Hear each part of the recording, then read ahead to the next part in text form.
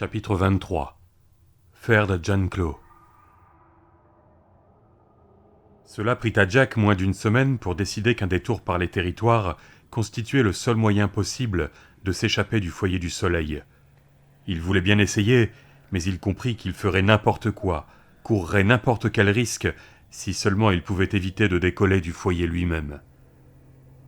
Il n'y avait aucune raison concrète à cela, sauf qu'une voix intérieure lui chuchotait que ce qui était mauvais ici serait encore pire là-bas. Peut-être était-ce un mauvais endroit d'un monde à l'autre, comme une tache sur une pomme qui gagne jusqu'au pépin. Quoi qu'il en soit, le foyer du soleil était suffisant. À moins d'y être forcé, il n'éprouvait aucune envie de voir à quoi ressemblait son homologue des territoires. Mais il devait exister un moyen. Wolf et Jack, comme les autres gamins pas assez vénards pour appartenir au personnel extérieur, et ils étaient la majorité, passaient leur journée dans ce que les vétérans appelaient le champ du bout. C'était environ à 2 kilomètres par la route à l'extrémité du domaine de Gardner, et les garçons passaient leur temps à y casser des cailloux. Il ne restait pas d'autres travaux des champs à cette époque de l'année. Les dernières récoltes avaient été moissonnées à la mi-octobre, mais, ainsi que le soulignait le révérend Gardner chaque matin à l'heure des dévotions, les pierres étaient toujours de saison. Assis au fond de l'un des deux camions déglingués du foyer, Jack contemplait le champ du bout avec Wolf accroupi à ses côtés, la tête basse, comme un gosse qui a la gueule de bois. Il avait plu du côté ouest, et le champ du bout était un bourbier visqueux, gluant.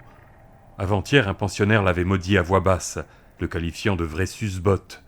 « Supposons que nous filions simplement, » pensait Jack pour la énième fois. « Supposons que je crie « En avant !» à Wolf, et que nous prenions la poudre d'escampette. Vers où ? Le nord, là où il y a ces arbres et le mur en pierre. C'est là que s'arrête la propriété. Peut-être y a-t-il une clôture. Nous l'escaladerons. Vu les circonstances, Wolf peut me lancer par-dessus s'il le faut. S'il y avait du fil barbelé, se faufiler dessous, ou Wolf pourrait l'arracher à main nue. Jack préférait ne pas y penser, mais il savait que Wolf en avait la force, et s'il lui demandait, Wolf le ferait, quitte à se déchirer les chairs, mais il était encore plus déchiré actuellement. Et puis, quoi ? Décoller, bien sûr, quoi d'autre ?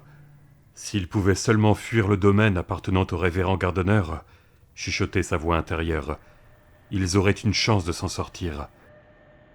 Or, Singer et Bast, que Jack en était venu à associer aux jumeaux Tugsy, seraient dans l'incapacité d'utiliser l'un des camions pour les poursuivre. Le premier engin à s'aventurer dans le champ du bout avant les grandes gelées de décembre s'embourberait jusqu'à hauteur du moteur. Ce serait une course à pied, ni plus ni moins. Il faut essayer, plutôt que de tenter le coup là-bas, au foyer, et ce n'était pas uniquement la détresse croissante de Wolf qui le stimulait. Jack s'angoissait de plus en plus pour Lily qui mourait à petit feu dans le New Hampshire, tandis qu'on le forçait à chanter Alléluia. En avant, élixir magique ou non, il faut essayer. Mais avant que Jack ne fût fin prêt, Ferd Janklow tenta sa chance. Les grands esprits se rencontrent. Amen. Tout se passa très vite. Un moment avant, Jack écoutait Ferd Janklow et son lot habituel de sornettes drôles, cyniques. Celui d'après, Ferd fonçait dans l'obscurité à travers champs en direction du mur du nord. Jusqu'à la tentative de Ferd, la journée avait paru aussi terriblement fastidieuse que n'importe quelle autre passée au foyer du soleil. Le temps était froid et couvert. Il y avait comme une odeur de pluie ou même de neige dans l'air. Jack se redressa pour soulager son dos endolori et aussi pour voir si Sonny Singer traînait dans le coin. Sonny prenait plaisir à brimer Jack. La plupart des brimades étaient vraiment pénibles. Jack se faisait marcher sur les pieds. On le poussait dans les escaliers. Son assiette avait voltigé hors de ses mains 3 repas d'affilée, jusqu'à ce qu'il eût appris à la nicher contre son flanc, tout en la maintenant d'une main de fer. Jack se demandait pourquoi Sonny n'avait pas organisé une rossée collective. Jack pensait que la raison en tenait sans doute à l'intérêt porté par le révérend au nouveau. Il ne voulait pas y penser. Tout cela l'épouvantait, mais c'était cohérent. Sonny Singer se retenait parce que Gardner le lui avait recommandé. Raison supplémentaire de décamper d'ici au plus vite. Il regarda sur sa droite. À une vingtaine de mètres environ, Wolf déterrait des cailloux, les cheveux dans la figure. Plus près se trouvait un garçon maigre comme un échalas, avec des dents de lapin. Donald Keegan, il s'appelait. Donnie lui sourit avec adoration. découvrant ainsi des étonnantes quenottes. De la salive dégouttait du bout de sa langue pendante. Jack détourna hâtivement le regard. Ferd Gianclo était à sa gauche, le garçon avec la grosse banane et les fines mains de porcelaine. Dans la semaine suivant l'incarcération de Jack et de Wolf au foyer du soleil, lui et Ferd devenaient de bons amis. Ferd ricanait sarcastiquement. « Donnie est amoureux de toi, dit-il. »« Va te faire foutre, répliqua Jack, qui de honte piqua un phare. « Je parie que Donnie s'exécuterait avec plaisir si tu voulais, continua Ferd. N'est-ce pas, Donnie ? J'aimerais que tu arrêtes, supplia Jack.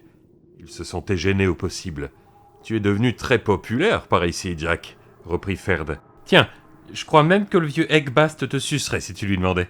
Mais que c'est dégueulasse, s'écria Jack, cramoisi. Je veux dire, laissant brusquement tomber la pierre sur laquelle il s'escrimait, Ferd se releva, regarda autour de lui afin de vérifier qu'aucun pull blanc ne faisait attention à lui, et se retourna enfin vers Jack. « Allez, mon chéri, dit-il. Ce fut une réunion très ennuyeuse, et je dois vraiment partir. » Ferd fit des bruits de baiser à l'intention de Jack, puis un sourire d'un éclat surnaturel illumina et épanouit son étroite figure pâle. Un instant après, il s'était envolé et courait vers le mur de pierre. Au fond du champ, courait avec ses longues enjambées de faucheux. En effet, il profita de ce que les gardes dormaient, du moins dans une certaine mesure.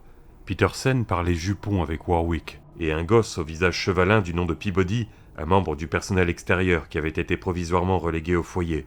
Egbast s'était vu accorder le suprême plaisir d'accompagner le révérend Gardner à Muncie pour une course quelconque. Ferd prit une bonne tête d'avance avant que ne retentit un cri d'alarme. « Hé, hé, quelqu'un fiche le camp !» Même en voyant éventer son propre plan, Jack ressentit une brève sensation de triomphe, et de tout son cœur il lui souhaita de réussir. « Vas-y, vas-y, espèce de cynique enfoiré! Vas-y pour l'amour de Jason !» « C'est Ferd Gianclo !» gargouilla Donnie Keegan, avant de s'exclaffer de son grand rire hennissant. Les garçons se rassemblèrent dans la salle commune pour se confesser, ce soir-là comme les autres, mais la confession fut annulée. Andy Warwick entra à grands pas, annonça l'annulation avec une sécheresse abrupte, et leur dit qu'il pouvait disposer d'une heure de fraternité avant le dîner. Après quoi il repartit. Jack trouva que Warwick avait l'air terrifié sous son vernis d'autorité, style pas de loi, et Ferd Gianclo manquait à l'appel. Jack inspecta la pièce du regard et constata avec humour noir que si c'était ceux-là fraterniser l'un avec l'autre, il redouterait de voir ce qui se passerait si Warwick leur avait donné une heure de silence. Assis autour de l'immense pièce en longueur, ils étaient 39 mômes entre 9 et 17 ans, qui contemplaient leurs mains, s'arrachaient les croûtes et se rongeaient maussadement les ongles. Tous partageaient une expression commune, junkies privés de leur fixe. Ils voulaient entendre les confessions, pire, ils voulaient faire la leur. Aucun ne mentionna Ferd Gianclo. C'était comme si Ferd, malgré ses grimaces pendant les sermons du révérend et ses délicates mains de porcelaine, n'avait jamais existé. Jack eut du mal à résister à l'impulsion de se lever pour les insulter, au lieu de quoi il se mit à réfléchir, comme il ne l'avait jamais fait de sa vie. « Il n'est pas là parce qu'ils l'ont tué. Ils sont tous fous. Vous croyez que la folie n'est pas contagieuse ? Regardez seulement ce qui s'est passé chez ces dingues en Amérique du Sud, quand le type aux lunettes réfléchissantes leur a dit de boire le jus de raisin noir. Ils ont dit « Oui, monsieur !» et ils ont bu. Jack passa en revue les visages vides, las, hâves, mornes, et imagina comme ils s'éclaireraient et s'enflammeraient si le révérend Gardner entrait, s'il entrait à l'instant. Il le ferait aussi si le révérend Gardner leur demandait. Il boirait, et puis il me tiendrait de force, ainsi que Wolf, et nous obligerait à l'avaler. Ferd avait raison. Ils ont lu quelque chose sur ma figure, quelque chose qui m'a marqué dans les territoires, et peut-être m'aiment-ils un peu. Je pense que c'est ce qui a alerté Egbast à propos. Ce morveux n'a pas l'habitude d'aimer qui ou quoi que ce soit. Donc, ouais, peut-être m'aime-t-il un peu, mais ils l'aiment encore davantage. Ils le feraient. Ils sont fous. Ferd aurait pu lui expliquer ça, et assis là, dans la salle commune, Jack supposa que Ferd le lui avait bel et bien expliqué. Celui-ci raconta à Jack qu'il avait été confié au foyer par ses propres parents, des chrétiens réformés, qui tombaient à genoux dans le salon chaque fois qu'un membre du club des 700 entamait une prière. Ni l'un ni l'autre n'avait compris Ferd, lequel était d'une toute autre étoffe. Ils pensaient que Ferd devait être un enfant de démon, le bâtard d'un gauchiste, d'un communiste. Lorsqu'il fugua pour la 4e fois et fut ramassé par nul autre que Frankie Williams, ses parents vinrent au foyer du Soleil, où Ferd avait été bien sûr enfermé, et eurent le coup de foudre pour le révérend Gardner. Voilà la solution à tous les problèmes que causait leur brillant fils, si gênant, rebelle. Le révérend Gardner ramènerait leur fils vers le Seigneur. Le révérend Gardner lui montrerait l'égarement de sa conduite.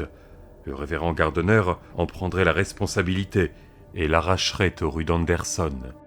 « Ils ont lu cet article sur le foyer du Soleil dans le Sunday Report », relata Ferd à Jack. « Ils m'envoyèrent une carte postale disant que Dieu punirait les menteurs et les faux prophètes dans un lac de feu. Je leur ai répondu. Rudolph des Cuisines a fait sortir la lettre en douce. Rudolph est un type vraiment sympa. » Il marqua une pause.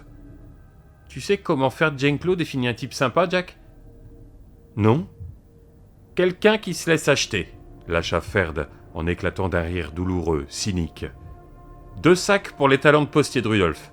Donc je leur ai écrit une lettre où je leur disais que si Dieu punissait les menteurs comme il le prétendait, alors j'espérais que le révérend Gardner pourrait trouver dans l'autre monde une paire de caleçons en amiante, parce qu'il mentait comme un arracheur de dents sur ce qui se passait ici.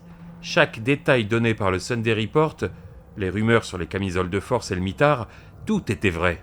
Oh, impossible de le prouver. Le type est fou, mais malin. Si tu le sous-estimes, il t'en coûtera cher. Ainsi qu'à Phil le loup sans peur, pour faire bonne mesure.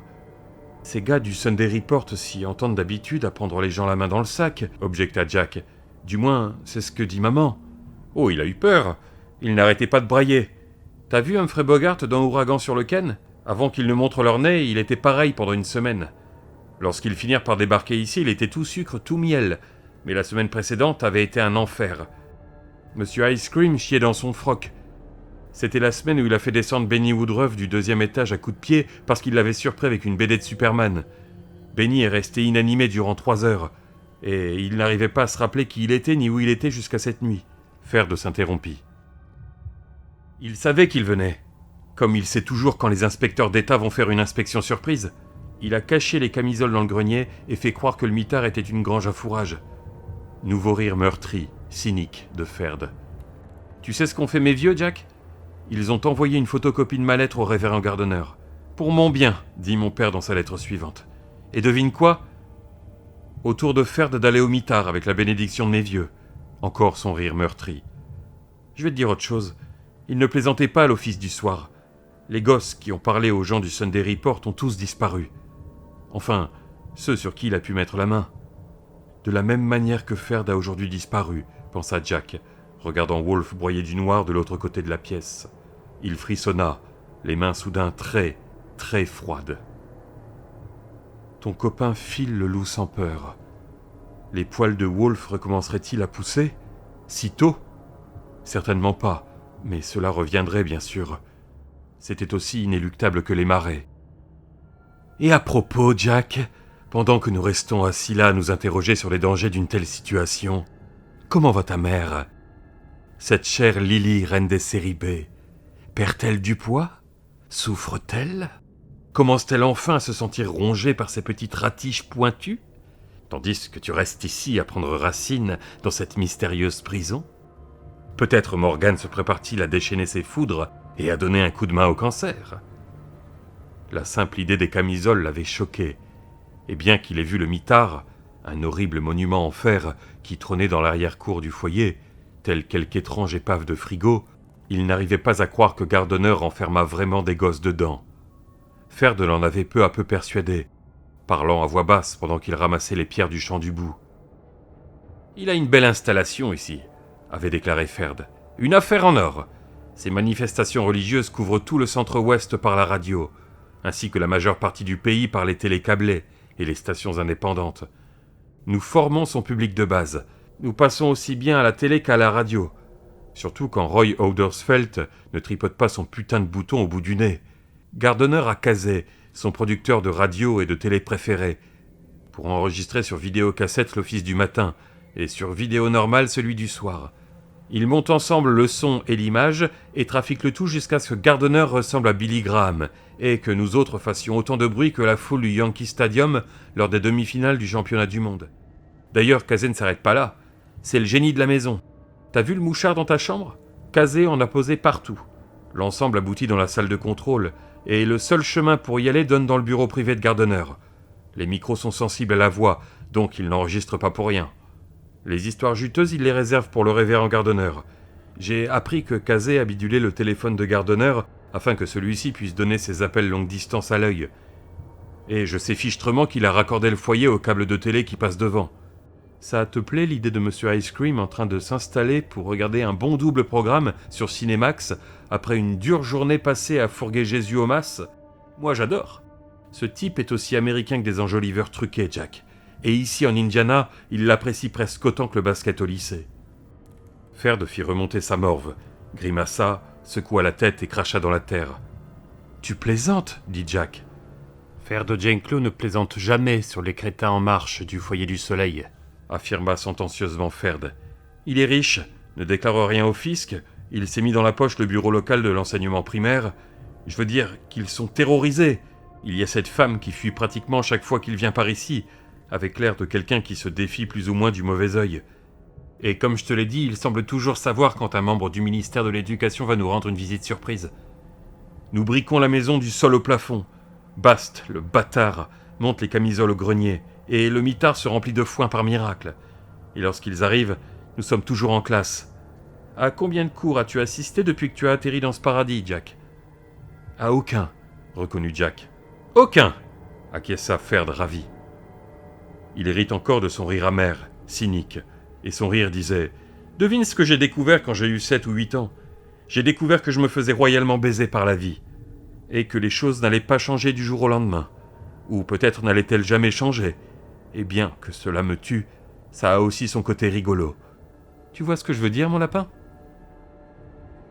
Tel était le cours des pensées de Jack, quand des doigts durs lui saisirent le bas de la nuque au point sensible sous les oreilles et le soulevèrent de sa chaise. Il fut englobé dans un nuage d'haleine fétide et confronté, si l'on peut dire, à l'aride paysage lunaire de la bouille d'Egbast. « Le révérend et moi étions encore à Muncie lorsqu'ils ont emmené à l'hôpital ton drôle de copain agitateur, » siffla-t-il. Ses doigts palpitaient et serraient, palpitaient et serraient. La douleur était intolérable. Jack gémit et Eck ricana. Son rictus ouvrit la voie à de nouvelles bouffées de mauvaise haleine. Le révérend a appris la nouvelle sur son beeper. Jenklow ressemblait à une pizza qui a passé 3 quarts d'heure dans un four à micro-ondes. Il s'écoulera un bon bout de temps avant qu'il ne remette ce garçon sur pied. Ce n'est pas à moi qu'il s'adresse, se dit Jack, mais à toute la salle. Le message que nous sommes censés recevoir est que Ferd est toujours en vie. « Tu es un menteur puant !» s'écria-t-il. « Ferd !» Eckbast le frappa. Jack alla s'étaler par terre. Les gosses se dispersèrent loin de lui. Donny Keegan braillait depuis quelque part. Un grondement de rage s'éleva. Jack leva les yeux, étourdi, et secoua la tête en vue de s'éclaircir les idées. Eck pivota et vit Wolf, planté en protecteur au-dessus de Jack, sa lèvre supérieure retroussée. « Ainsi l'idiot accepte-t-il finalement une danse ?» se rengorgea Eck en ébauchant un sourire. « Eh, parfait, j'adore danser.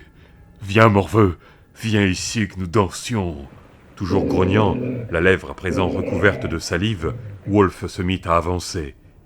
Eck vint à sa rencontre. Les chaises grincèrent sur le lino, comme les autres s'empressaient de reculer pour leur laisser la place. « Que se passe-t-il » À l'entrée sonnit Singer. Inutile de terminer sa question, il voyait bien ce qui se passait. Tout souriant, il ferma la porte et s'y adossa pour regarder. Les bras croisés sur son torse rachitique, son étroit visage sombre, actuellement illuminé. Jack reporta son regard sur Wolf et Eck. « Wolf, sois prudent !» cria-t-il. « Je serai prudent, Jack !» lui répondit Wolf d'une voix proche du grognement. « Dansons, trou du cul !» marmonna Egbast, et de décocher un swing de paysan qui siffla dans les airs avant d'atteindre Wolf à la pommette droite, ce qui fit reculer celui-ci de 3 ou 4 pas. Donny Keegan poussa son rire hennissant, strident, dont Jack savait désormais que c'était aussi souvent signe d'effroi que de joie. Le swing était un beau coup, puissant. En d'autres circonstances, le combat se serait probablement arrêté là. Malheureusement pour Hector Bast, ce fut l'unique coup qu'il plaça. Il progressait avec assurance, ses gros poings à hauteur de poitrine, et tenta un nouveau swing. Cette fois, le bras de Wolf passa à l'offensive. Wolf attrapa le poing d'Eck. La main d'Eck était imposante, celle de Wolf encore plus. Le poing de Wolf engloutit celui d'Eck. Le poing de Wolf se verrouilla. De l'intérieur sortit un bruit, comme du bois sec qui craque avant de casser. Le sourire confiant d'Eck se figea, puis se fendilla. Un instant plus tard, il se mit à hurler. « Fallait pas toucher au troupeau, espèce de salaud !» chuchota Wolf. « Oh, votre Bible par-ci et votre Bible par-là, Wolf ! Alors que tout ce que vous avez à faire, c'est d'écouter 6 vers du livre du bon fermier, pour savoir qu'on ne doit jamais toucher au troupeau !» Eck Bast tomba à genoux, pleurant comme un veau. Wolf tenait toujours le poing d'Eck dans le sien, et le bras de ce dernier était tendu vers le haut. Eck ressemblait à un fasciste agenouillé pour faire le salut hitlérien. Le bras de Wolf paraissait rigide comme la pierre, quoique sa figure ne trahît pas le moindre effort. À part les yeux étincelants, celle-ci était presque sereine. « Wolf, arrête, ça suffit !» Regardant en vitesse autour de lui, Jack vit que Sonny avait disparu par la porte ouverte. La plupart des garçons étaient maintenant debout. Le visage terrifié et anxieux, il s'écartait de Wolf autant que le permettaient les murs de la pièce. Pourtant, au centre, le tableau restait le même. Eck Bast à genoux, le bras levé et déjeté, son battoir avalé par celui de Wolf, le sang ruisselant sur le sol. Des gens s'entassèrent dans l'entrée. Casey, Warwick, Sonny Singer, 3 autres grands gaillards, et le révérend Gardner, avec, à la main, une petite mallette noire, semblable à un étui de longue vue. « Ça suffit, j'ai dit !» Jack jeta un coup d'œil aux nouveaux arrivants et courut vers Wolf. « Ici et maintenant ! Ici et maintenant !»« Très bien !» dit doucement Wolf. Il lâcha la main d'Eck, et Jack vit une chose horriblement mutilée, qui ressemblait à un hélico écrabouillé. Les doigts d'Eck saillaient en angles aigus. Eck vagissait en tenant son moignon contre sa poitrine. « Très bien, Jack !» Le groupe des 6 se saisit de Wolf, lequel fit un demi-tour, dégagea l'un de ses bras, poussa. Soudain Warwick partit se fracasser contre le mur. « Tenez-le !» glapit Gardner. « Tenez-le pour l'amour du ciel !» Il ouvrait sa mallette noire. « Non, Wolf !» cria Jack. « Arrête !» Durant un moment, Wolf continua à se débattre, puis il baissa sa garde, ce qui leur permit de l'acculer contre le mur. Aux yeux de Jack, ils avaient l'air de Lilliputiens se cramponnant à Gulliver. Sonny semblait enfin avoir peur de Wolf. « Tenez-le !» répéta Gardner, qui sortit une seringue étincelante de sa mallette. Un sourire affecté, presque timide, s'épanouissait sur sa figure. « Tenez-le ! Gloire au Seigneur !»« Vous n'avez pas besoin de ça !» tenta Jack. « Jack !» Wolf parut soudain effrayé. « Jack ! Jack !» En se ruant vers Wolf, Sunlight Gardner bouscula Jack au passage. Le contact fut aussi cinglant qu'une mèche de fouet. Jack s'en alla bouler contre Morton, qui se déroba en hurlant, comme si Jack était contagieux. Un peu plus tard, Wolf recommença à se débattre, mais ils étaient 6, et c'était trop. Peut-être en eût-il été autrement à l'époque de la métamorphose.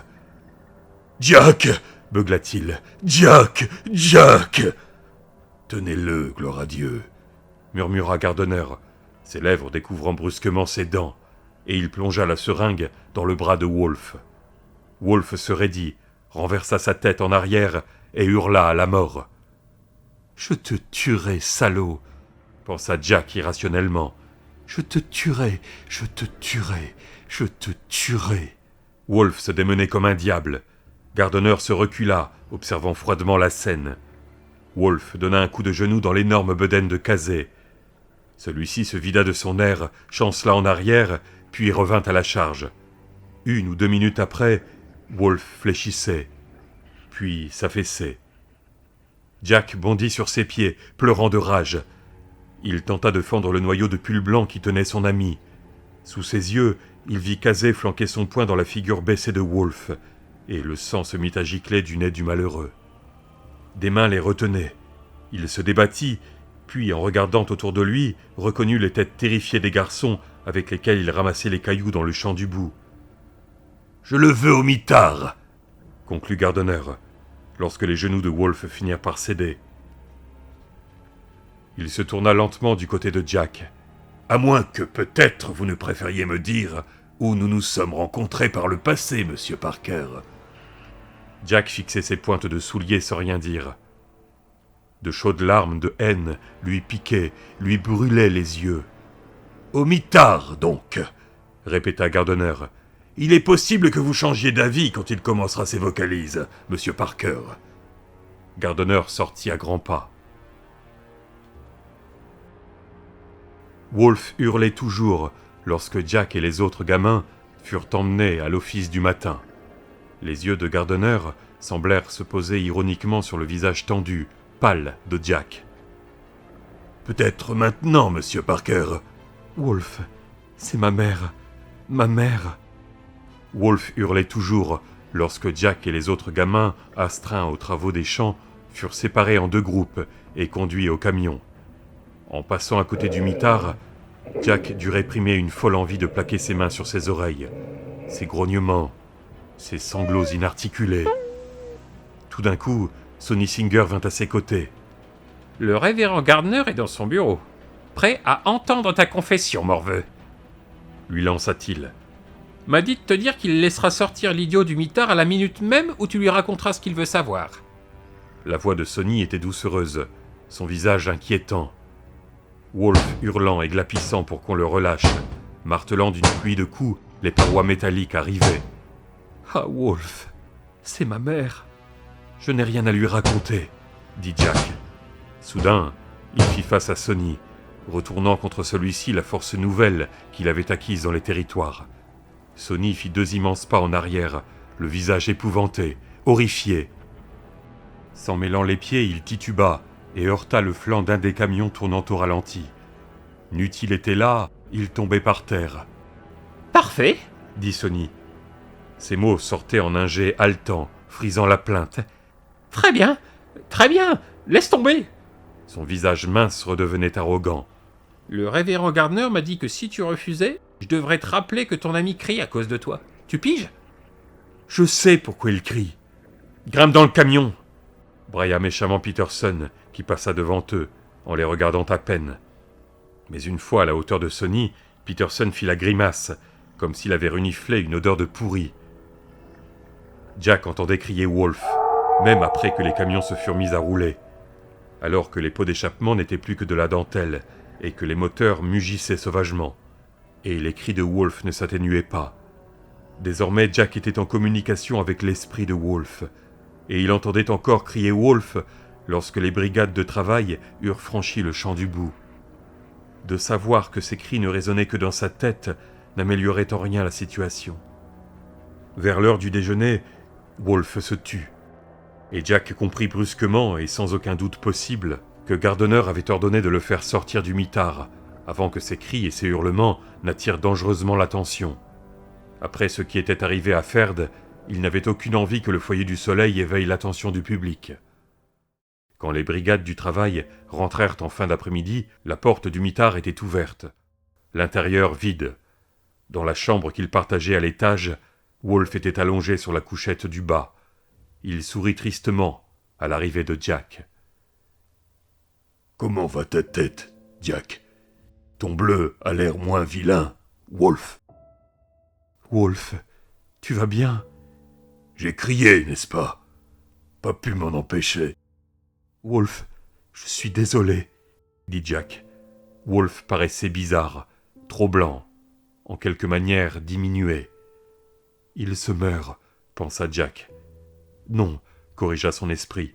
Wolfe se mourait depuis qu'il était passé en ce monde, afin d'échapper à Morgan.